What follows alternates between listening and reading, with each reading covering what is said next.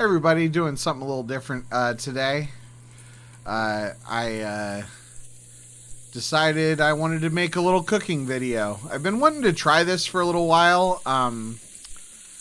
Not real sure about the camera setup, but I thought it turned out okay. Just using my little ring lamp and my phone there. Breakfast sandwiches are like one of my favorite things to cook.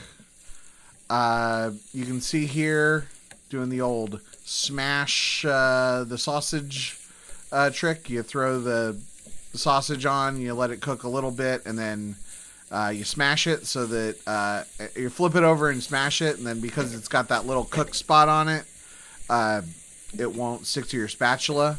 This is something I learned how to do when I worked at Steak and Shake when I was 18 on their burgers.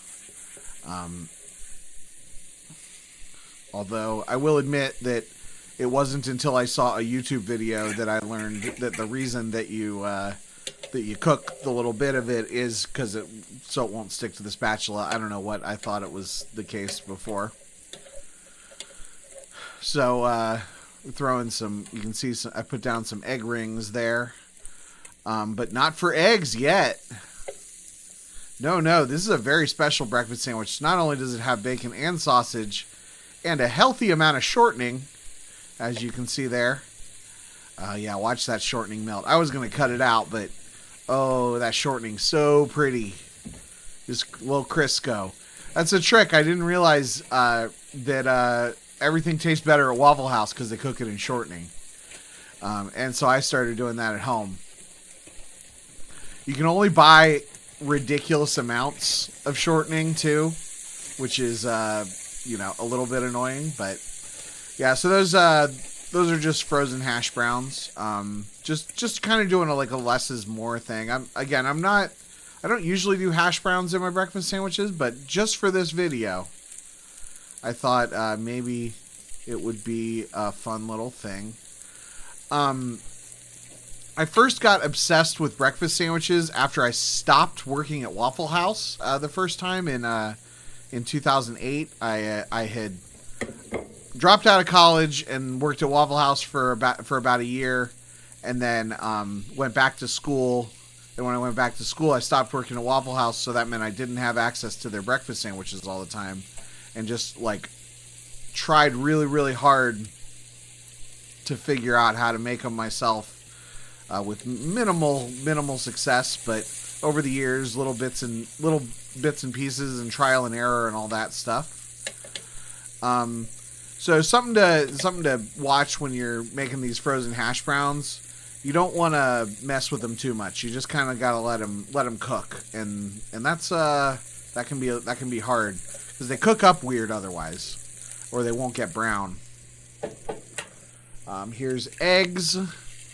You can do eggs however you want. I normally actually would probably, if I wasn't doing a video, would probably do a separate egg pan and do the little flip like you do when you work at Waffle House.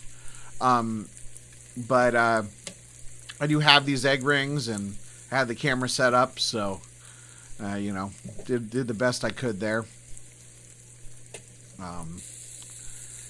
Yeah, sausages are starting to get done. And that one I think I decided wasn't quite done, but it kind of looks fine. I don't know what I was thinking there, but I threw it back on for a few more seconds.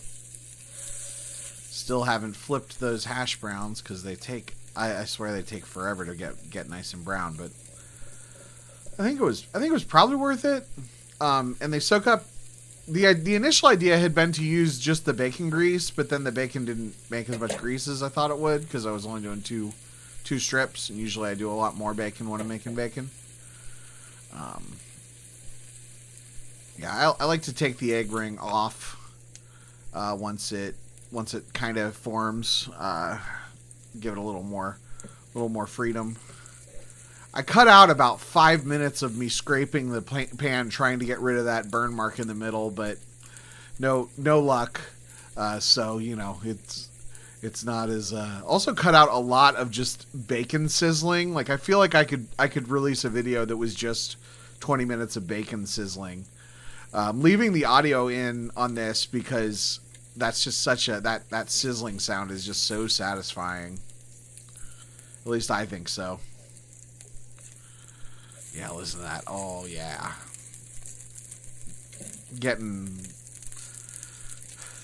I don't think it's ASMR, but it's something. It's making me hungry.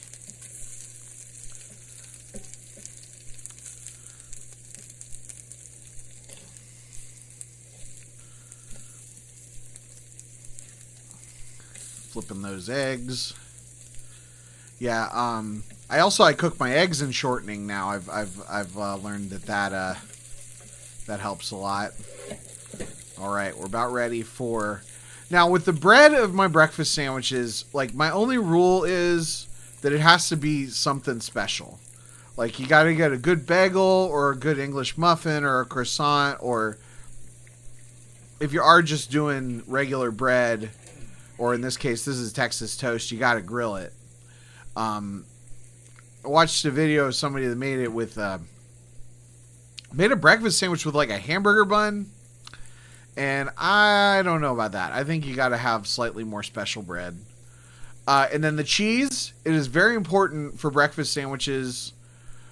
Almost always should just be American cheese. These are Kraft Deluxe Deli slices. I've tried different kinds, but just like if you can get a high-end American cheese, and I know that sounds like it's a contradiction, but trust me, that's what you want.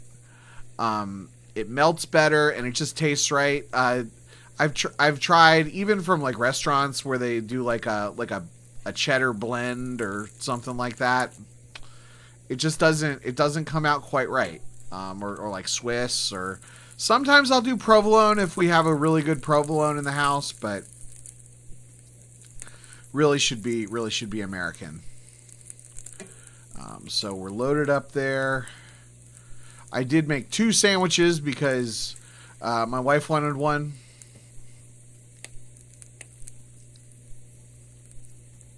And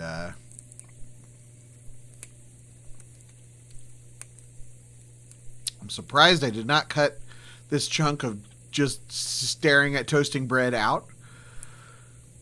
Yeah, the cheese is like a little bit too big for the individual breads. I realized here that I could spread them across 2 pieces of bread. A lot of times with these Texas melts, you'll do 2 slices of cheese, but I was just wanting 1 tonight. And then we go it toasted okay, not perfectly, not perfect because I'm doing it all on 1 big pan. Probably if I had a second pan, it would toast a little more evenly.